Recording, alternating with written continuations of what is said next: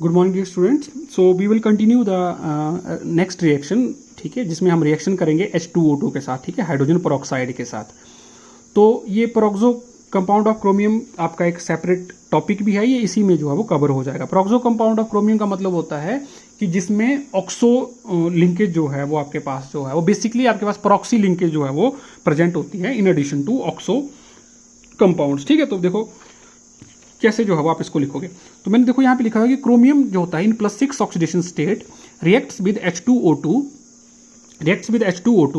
To form various peroxo compound depending upon the pH and the concentration of chromium, ठीक है। अब ये जो पेरोक्सो कंपाउंड होते हैं जिनमें कंटेनिंग पेरोक्सो लिंकेज होती है O नेगेटिव जिसमें ऑक्सीजन पे चार्ज क्या होता है -1, ठीक है। जैसे हाइड्रोजन पेरोक्साइड होता है तो उसके ऑक्सीजन पे चार्ज क्या होता है -1, लेकिन नॉर्मल जो लिंकेज होती है ऑक्सीजन की उसमें -2 चार्ज होता है, ठीक है। तो peroxo compounds are the generally formed in +4, +5, +6 oxidation states में जो है वो आपको ये मिलते हैं, ठीक है। बट ये अनस्टेबल होते हैं और दे स्लोली और readily they decompose with the evolution of oxygen, वो टूट जाते हैं, मॉलिक्यूलर ऑक्सीजन जो है वहां से इलिमिनेट हो जाती है, ठीक है। तो देखो कोई भी आप सॉल्ट लो क्रोमियम का +6 ऑक्सीडेशन स्टेट में, चाहे आप पोटाशियम डाइक्रोमेट लो, चाहे आप सोडियम डाइक्रोमेट लो, या कोई भी क्रोमियम का कंपाउंड या सॉल्ट आप +6 ऑक्सीडेशन स्टेट में ले लो, जब आप उसकी रिएक्शन H2O2 के साथ करते हैं, हाइड्रोजन पेरोक्साइड के साथ करते हैं, तो आपको पेरोक्सो कंपाउंड मिलते हैं, ठीक है। ये पेरोक्सो कंपाउंड जो है वो सबसे पहले होता है CrO5, बहुत ज्यादा इंपॉर्टेंट जो है वो आपका ये कंपाउंड्स हैं, यहां से डेफिनेटली बहुत क्वेश्चन पूछे गए हैं, ठीक है, IIT JEE एडवांस में, ठीक है, ये टॉपिक फेवरेट टॉपिक रहा है। तो यहाँ से बहुत सारे क्वेश्चन जो है बनते हैं, गेट में हो गया, आप नेट का पेपर दोगे, या इवन सेट के एग्जाम हो गए, ठीक है, आपका जो है वो IIT जैम का पेपर हो गया, तो ये थोड़ा सा इंपॉर्टेंट पार्ट बनता है, ठीक है। तो CrO5 जो है वो आपका डीप ब्लू कलर का जो है वो कंपाउंड आपका बन जाता है जब आप H2O2 के साथ रिएक्शन करते हो। एक कंपाउंड आपके पास बनता है ब्राउन कलर का, ये कॉम्प्लेक्स साइन बनता है CrO8, ये स्क्वायर ब्रैकेट में लिखा है 3 नेगेटिव, और एक आपके पास बन जाता है CrO4 जो कि न्यूट्रल और स्लाइटली एसिडिक मीडियम में बनता है, ठीक है, डिपेंडिंग अपॉन द pH, ठीक है, आपके पास जो है वो अलग अलग तरीके के कंपाउंड जो है वो आपके पास बनते हैं, ठीक है। तो CrO5 सबसे पहले मैं इसको डिस्कस करूंगा। CrO5 डीप ब्लू कलर का सोल्यूशन जो है वो ये कंपाउंड जो है वो आपको मिलता है, इसको करेक्टली रिप्रेजेंट किया जाता है CrO, और देखो ये ब्रैकेट मैंने लगाई O2 कितनी बार, 2 बार, ये है इसकी करेक्ट जो है वो डिस्क्रिप्शन। ये जो ब्रैकेट में O2 लिखा होता है इसका मतलब होता है पेरोक्साइड लिंकेज, ठीक है, इसको आप ऐसे भी रिप्रेजेंट करते हो CrO, ये ऑक्साइड लिंकेज होती है इस तरीके से, ये बनी इसकी करेक्ट जो है वो डिस्क्रिप्शन। तो CrO5 में ना कई बार जो है वो गलती हो जाती है कि आपको पता नहीं लगता कि इसमें कितने जो है वो ऑक्साइड लिंकेज जो है, तो उसमें जो है वो आपके पास 2 ऑक्साइड लिंकेज जो है वो प्रेजेंट होगी, तो वो आपके पास O करके ट्वाइस की फॉर्म में जो है प्रेजेंट होंगे, ठीक है। तो डिस्कस करते हैं जी आगे। When H2O2 is added to the acidified K2Cr2O7 जो +6 ऑक्सीडेशन स्टेट में होता है, then we obtain deep blue solution containing a peroxo compound of CrO5, और जिसको मैं CrOO2 का ट्वाइस की फॉर्म में जो है वो रिप्रेजेंट कर रहा हूं, ठीक है। It is highly unstable in aqueous solution and its deep blue colour fades away as it readily decomposes into chromium sulphate and liberating the molecular oxygen, ठीक है। तो ये जो है वो आपको जो है वो अनस्टेबल होता है थोड़ा सा, ठीक है। तो इसको मैं रिएक्शन आपको बता देता हूं कि K2Cr2O7 में जब मैंने H2SO4 डाला तो वहां पे K2SO4 + H2Cr2O7 जो है मेरे पास बना, ये ध्यान रखना, कंसंट्रेटेड H2SO4 डाला, ठीक है। तो वहां पे जो है वो मेरे पास क्या बना, H2Cr2O7। तो H2O2 की रिएक्शन होती है कि H2O2 डिकम्पोज करता है H2O और एक नेसेंट ऑक्सीजन में, तो ये जो नेसेंट ऑक्सीजन होती है ये H2Cr2O7 के साथ रिएक्ट करके क्या बना देती है, CrO5 बना देती है, ठीक है। ये बैलेंसिंग जो है फिर आप जो है उसमें देख लेना कि बैलेंसिंग जो है कैसे की, कि 4 ऑक्सीजन के साथ ये कंबाइन करता है, तो 4 के साथ इसको मैंने मल्टीप्लाई किया तो 4 से 4 कैंसिल हो गया, फिर आप इसको जोड़ देंगे तो K2Cr2O7 क्या बनाएगा, CrO5 के 2 मोल बना देगा H2O2 के साथ रिएक्ट करके, किस मीडियम में, एसिडिक मीडियम में, ये इंपॉर्टेंट है, ठीक है, कि H2O2 H पॉजिटिव आयन की प्रेजेंस में या एसिडिक मीडियम में किसकी फॉर्मेशन करता है, CrO5 की फॉर्मेशन करता है, जो कि अनस्टेबल होता है, डीप ब्लू कलर का सोल्यूशन होता है, ठीक है। तो ये CrO5 जो होता है ये दोबारा इस एसिड के साथ जो है वो रिएक्ट करके क्या लिबरेट कर देगा, यहाँ से 7O2 मॉलिक्यूलर ऑक्सीजन को लिबरेट कर देगा और खुद किसमें चेंज हो जाएगा, स्टेबल क्रोमियम सल्फेट में जो है वो चेंज हो जाएगा। तो इस तरीके से जो है वो आपके पास जो है वो इन बिटवीन क्या बना था, ये CrO5 जो है वो मेरे पास स्पीसीज बनी थी, ठीक है। लेकिन अगर आप बोलो कि सर ये CrO5 बना थोड़े टाइम के लिए, लेकिन क्या हम इसको आइसोलेट कर सकते हैं? बिल्कुल जी, हम इसको आइसोलेट कर सकते हैं। इस CrOO2 ट्वाइस को, इसी को CrO5 बोलते हैं, ठीक है। लेकिन आपने इसको ऐसे याद रखना, CrOO2 ट्वाइस को पिरिडीन के साथ जब हम रिएक्ट करते हैं, पिरिडीन जो है वो आपके पास जो है वो इस तरीके का कंपाउंड होता है, ठीक है। ये N, ठीक है, ये पिरिडीन के साथ जब हम रिएक्ट करते हैं, इसको PY मैंने शॉर्ट में लिखा है, नाइट्रोजन के साथ बॉन्ड बनता है। जब पिरिडीन के साथ इसकी रिएक्शन होती है तो मेरे पास जो क्या बन जाता है, CrOO2 ट्वाइस पिरिडीन, अडक्ट बन जाता है basically, addition compound. Addition compound मतलब जो दो के जुड़ने से दोनों इकट्ठा हो गया तो मेरे पास क्या बनता है, ये अडक्ट बनता है। तो ये जो अडक्ट होता है ये ईथर में सॉल्यूबल होता है, ठीक है। ये मेरे पास जो है वो ईथर में जो है वो मेरे पास सॉल्यूबल होता है। तो इस कंपाउंड को जो है वो हम आइसोलेट कर लेते हैं, ठीक है, और ये इसको हम आइसोलेट करके स्टडी कर सकते हैं। तो सबसे ज़्यादा इंपॉर्टेंट बात आती है कि इस CrO5 का जो है वो मेरे पास जो है वो क्या स्ट्रक्चर होता है, ठीक है। तो CrO5 को देखो स्ट्रक्चर क्या होता है, देखो ऊपर क्या लिखा हुआ मैंने, चाहे आप क्रोमेट लो चाहे आप डाइक्रोमेट लो, दोनों में क्रोमियम +6 में होता है। तो एसिडिक मीडियम में H2O2 के साथ जब इसकी रिएक्शन होगी तो हमेशा क्या बनेगा, CrO5 बनेगा, CrO5 बनेगा दोनों जगह।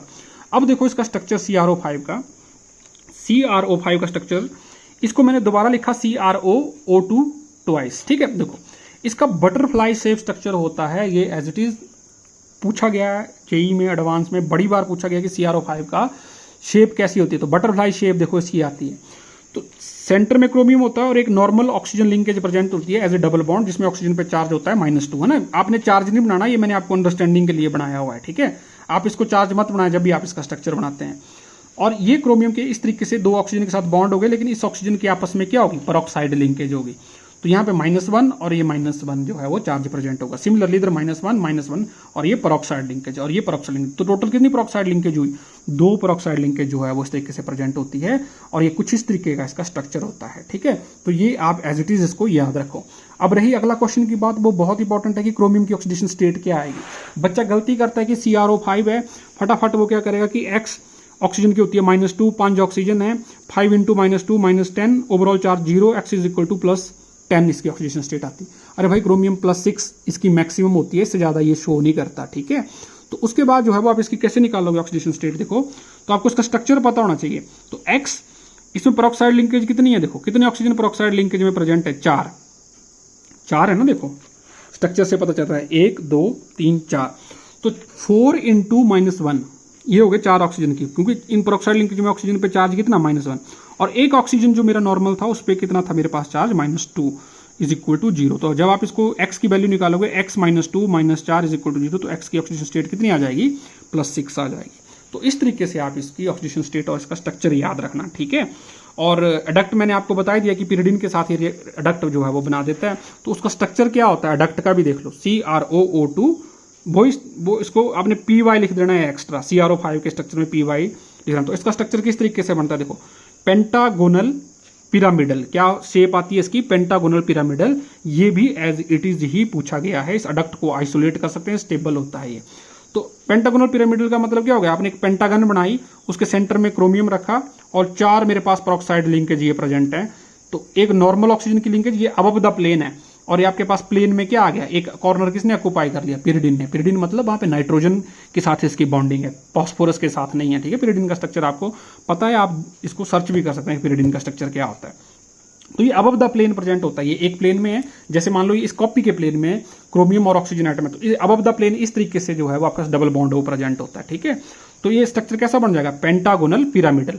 अगर मान लो एक और डबल बॉन्ड होता डाउनवर्ड तो बन जाता पेंटागोनल बाई पिरामिडल, लेकिन यहाँ पे क्या है एक ही डबल बॉन्ड हुआ है, तो इसका स्ट्रक्चर रहेगा पेंटागोनल पिरामिडल। तो ये बहुत इंपॉर्टेंट है, इसको एज इट इज याद रखें।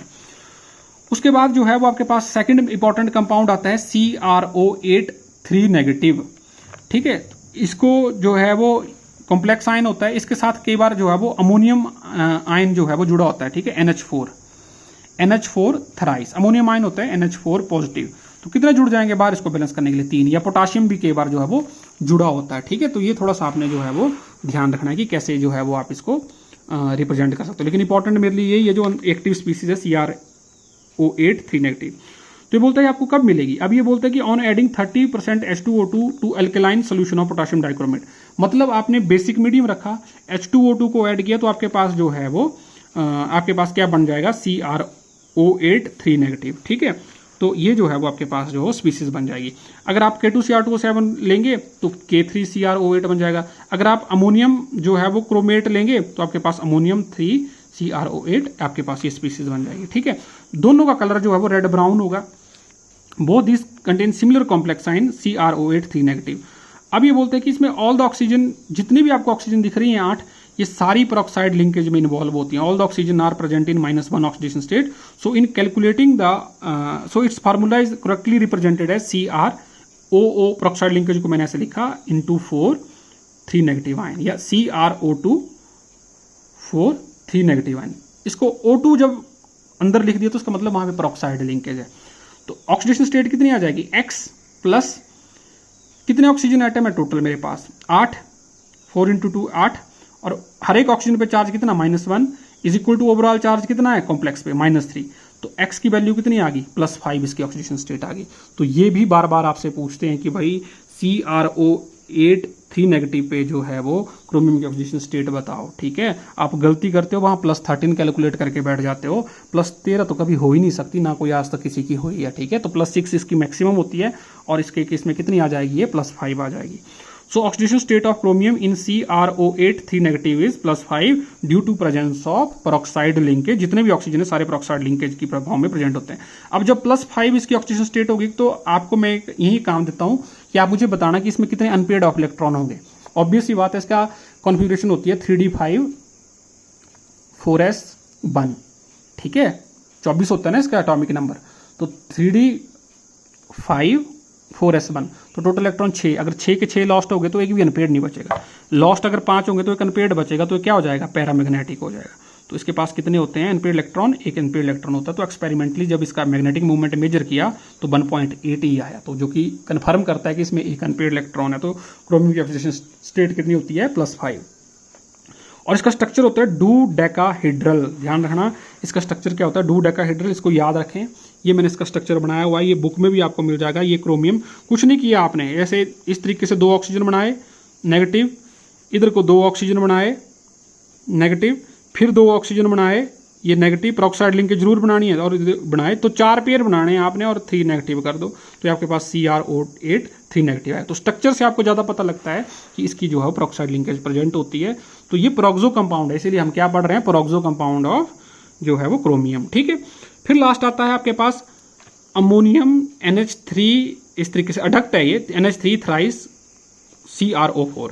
तो ये भी जो है वो इसका स्ट्रक्चर भी आपसे कई बार पूछा जाता है। तो इसका स्ट्रक्चर जो है कुछ इस तरीके का होता है। इसमें भी ये जो O4 आपको दिख रहा है ये भी पेरोक्साइड लिंकेज की फॉर्म में प्रेजेंट है। तो कितने पेयर बन जाएंगे, 2 पेयर बन जाएंगे इसमें, OO और OO, ठीक है। तो जो 2 पेयर होते हैं वो इस तरीके से पेंटागन में प्रेजेंट होते हैं, 2 ऑक्सीजन ऐसे पेंटागन के उसमें प्लेन में प्रेजेंट होते हैं 2, और बचे मेरे पास 3 अमोनिया। तो एक अमोनिया जो है वो पेंटागन का कॉर्नर ऑक्यूपाई करता है, और एक अबव द प्लेन और एक बिलो द प्लेन जो है वो ऑक्यूपाई करता है।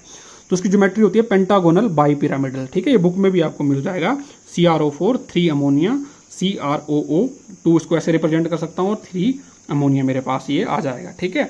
तो इसको मैंने लिखा हुआ कि बहन अमोनियम पेरोक्सोक्रोमेट, ठीक है, जो मेरे पास यहाँ पिछले केस में मेरे पास था। Ammonium 3 CrO8 is heated at 50 degree Celsius, reddish brown compound which is CrO4 thrice NH3 thrice is found, ठीक है, in which chromium is in +4 oxidation state. तो आप इसकी ऑक्सीडेशन स्टेट जब कैलकुलेट करोगे तो कैसे कैलकुलेट करोगे जी, X प्लस कितने पेरोक्साइड लिंकेज है, 4 × -1, अमोनिया पे चार्ज कितना होता है 0, तो 3 × 0 0 0 is equal to 0, x -4 + 0 is equal to x +4।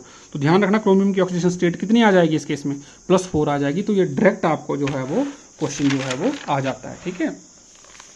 और एक और बात थोड़ी सी मैं ऐड करता हूँ कि न्यूट्रल मीडियम में K2Cr2O7 जो होता है वो H2O2 के साथ सॉल्ट के साथ रिएक्ट करके वॉयलेट कलर्ड का एक कॉम्प्लेक्स बनाता है जो कि डायमैग्नेटिक होता है due to formation of CrO2 OH है ना, ये वाला कॉम्प्लेक्स मैंने यहाँ पे लिखा है नेगेटिव, ठीक है। तो उसमें क्रोमियम +6 ऑक्सीडेशन स्टेट में होता है, तो इसके पास एक भी अनपेयर्ड इलेक्ट्रॉन नहीं होता। ये न्यूट्रल मीडियम में है ना, कि जिसको स्लाइटली लेस एसिडिक मीडियम भी बोलते हैं, ठीक है। तो अब आ जाते हैं जी स्ट्रक्चर पे आ जाते हैं कि स्ट्रक्चर जो है वो किस तरीके का किस तरीके का होगा क्रोमेट और डाइक्रोमेट का। ये भी बहुत इंपॉर्टेंट जो है वो एग्जाम्पल है आपका, स्ट्रक्चर आपको याद करने हैं। तो क्रोमेट होता है CrO4 2 नेगेटिव जो येलो कलर का कंपाउंड होता है, और डाइक्रोमेट होता है Cr2O7 2 नेगेटिव जो ऑरेंज कलर का होता है। तो जो क्रोमेट होता है CrO4 2 नेगेटिव, इसमें ऑक्सीडेशन स्टेट क्रोमियम की +6 होती है। तो कुछ इस तरीके का स्ट्रक्चर होता है इसका, क्रोमियम डबल बॉन्ड O और 2 ऑक्सीजन पे क्या चार्ज होता है नेगेटिव। तो जब मैं अंदर नेगेटिव बना रहा हूं तो बार बनाने की जरूरत नहीं है, लेकिन मैंने यहाँ पे बना दिया हुआ है, ठीक है, आपको बताने के लिए। तो ऐसा मत सोचना कि ये -2 है तो -2 बार भी है तो ये और करके लिख देता हूँ, ठीक है। तो आपके पास जो है वो -2 चार्ज जो है इस पर प्रेजेंट है। इसका स्ट्रक्चर टेट्राहेड्रल होता है, sp3 हाइब्रिडाइजेशन इसकी रहेगी। अब ये बोलता है कि जो नेगेटिव चार्ज होता है ये डीलोकलाइज कर सकता है, ये रेजोनेंस करेगा नेगेटिव सिंगल डबल। तो ये नेगेटिव चार्ज हो जैसे ही नेगेटिव इधर चला जाएगा तो यहाँ डबल बॉन्ड बन जाएगा। तो सिमिलरली ये नेगेटिव चार्ज जो है वो यहाँ पे भी जो है वो डीलोकलाइजेशन कर सकता है, ये नेगेटिव इसके साथ कर सकता है, ये नेगेटिव इसके साथ कर सकता है। तो होता क्या है कि ये जो डबल बॉन्ड होते हैं इसमें पार्शियल डबल बॉन्ड करेक्टर होता है, और ये जो सिंगल बॉन्ड होते हैं यहाँ पे भी क्या होता है, पार्शियल डबल बॉन्ड करेक्टर होता है। तो रेजोनेंस जब भी किसी मॉलिक्यूल में जो है वो फुल फ्लैश्ड हो जाए कि सारे एटम्स इन्वॉल्व हो जाएं तो सारी बॉन्ड लेंथ क्या हो जाती है मेरे पास, इक्वल हो जाती हैं, ठीक है। तो ये बहुत इंपॉर्टेंट बात है कि जैसे मान लो अगर आपको बोलता है कि ये बॉन्ड लेंथ है CrO ये ABCD, तो बताओ कौन सी बॉन्ड लेंथ जो है वो ग्रेटर है। तो इस केस में मेरे पास आंसर आएगा A = B = C = D। सारी बॉन्ड लेंथ जो है वो मेरे पास क्या हो जाती है, रेजोनेंस की वजह से क्या हो जाती हैं, इक्वल हो जाती हैं, क्योंकि सब में पार्शियल डबल बॉन्ड करेक्टर आ जाएगा। मतलब सिंगल बॉन्ड जो दिख रहा होगा आपको उसमें पार्शियल डबल बॉन्ड करेक्टर होगा, और जो डबल बॉन्ड दिख रहा होगा उसमें पार्शियल सिंगल बॉन्ड जो है वो करेक्टर जो है वो प्रेजेंट होगा। तो ये बहुत इंपॉर्टेंट बात है कि क्रोमेट आयन में ध्यान रखना, मैं क्रोमेट बोल रहा हूँ, क्रोमेट आयन में सारी बॉन्ड लेंथ्स क्या होती हैं, इक्वल होती हैं। All CrO bond are equal. और कितनी बॉन्ड लेंथ होती है, टोटल 4 होती हैं। उसका ज्योमेट्री क्या है, टेट्राहेड्रल है। अब आते हैं जी डाइक्रोमेट आयन के ऊपर। तो डाइक्रोमेट आयन में क्या होता है कि ये जो 2 टेट्राहेड्रा मैंने पीछे डिस्कस की, ये दोनों जो है वो आपस में शेयर करती हैं एक ऑक्सीजन एटम पे। कोई कॉर्नर का ऑक्सीजन एटम जो है वो ये शेयर कर लेंगे तो मेरे पास क्या बन जाएगा, डाइक्रोमेट आयन बन जाएगा इस तरीके से। Cr डबल बॉन्ड O, ये O नेगेटिव, ये डबल बॉन्ड O। तो जो O नेगेटिव था पीछे केस में, उस O नेगेटिव को क्या कर लिया, इसने शेयर कर लिया दूसरे क्रोमियम आयन ने, double bond O O negative, ठीक है। तो वहां पे जो है मेरे पास जो है ये रिएक्शन हो गया, ठीक है। बेसिकली वो ये, ठीक है, एक अलग केस भी है, इसको कैसे समझाना है, लेकिन फिलहाल आप इस स्ट्रक्चर को जो है वो इस तरीके से याद रखें। और ये बॉन्ड एंगल आपको याद रखना है जी 126 डिग्री सेल्सियस, ठीक है। और बड़ी इंपॉर्टेंट बात इसमें क्या है कि आपके पास जो है रेजोनेंस देखो कहाँ कहाँ हो सकती है। तो ये देखो मैंने रेड कलर में जो बॉन्ड बनाया हुआ है, इस केस में रेजोनेंस नहीं हो सकती। ये जो ब्रिज्ड ऑक्सीजन होता है 2 क्रोमियम के बीच में, इसमें रेजोनेंस नहीं हो सकती, और एक क्रोमियम से दूसरे क्रोमियम में रेजोनेंस नहीं जाएगी। तो रेजोनेंस के लिए जो है वो ये जो 3 मेरे ये जो नेगेटिव है, ये इस ऑक्सीजन और इस ऑक्सीजन पे घूम सकता है। ये बड़ा नेगेटिव इन 3 ऑक्सीजन पे ही घूम सकता है। अब ये इस ऑक्सीजन पे नहीं जा सकता, या परे ट्रांसमिट नहीं हो सकता, ये ध्यान रखना है आपने, ठीक है। तो ये थोड़ा सा जो है वो यहाँ पे आपको इंपॉर्टेंट बात जो है वो याद रखनी है। तो इससे क्या हो जाता है कि जो मैंने ब्लू कलर में जो बॉन्ड बनाए हुए हैं, इन तीनों की बॉन्ड लेंथ क्या हो जाएगी, इक्वल हो जाएगी। और ये जो रेड कलर में होगा, ये इनकी बॉन्ड लेंथ जो है वो इक्वल होगी। और एक्सपेरिमेंटली देखा गया है कि जो ब्रिज्ड लिगेंड वाला क्रोमियम ऑक्सीजन बॉन्ड होता है, ये प्योर सिंगल बॉन्ड होता है, उसकी बॉन्ड लेंथ जो होगी वो ज्यादा होगी, वो होती है 179 पिकोमीटर। और जिसमें रेजोनेंस होती है तो उसमें partial double bond character present है, तो उसकी बॉन्ड लेंथ इससे कम होगी, तो होती है 163 पिकोमीटर। ये आपको याद रखनी है। बॉन्ड एंगल कितना था जी, 126। CrO बॉन्ड की बॉन्ड लेंथ कितनी है, 179, और सिंगल की कितनी है, 163। डायरेक्ट क्वेश्चन पूछे गए हैं, ठीक है। तो अगर आपसे पूछता है कि भाई कितने CrO बॉन्ड जो है वो जिनकी बॉन्ड लेंथ जो है वो इक्वल है, तो 6 CrO बॉन्ड की बॉन्ड लेंथ जो है वो इक्वल है, वो है 163, और 2 CrO बॉन्ड की बॉन्ड लेंथ इक्वल है, वो है 179 डिग्री सेल्सियस।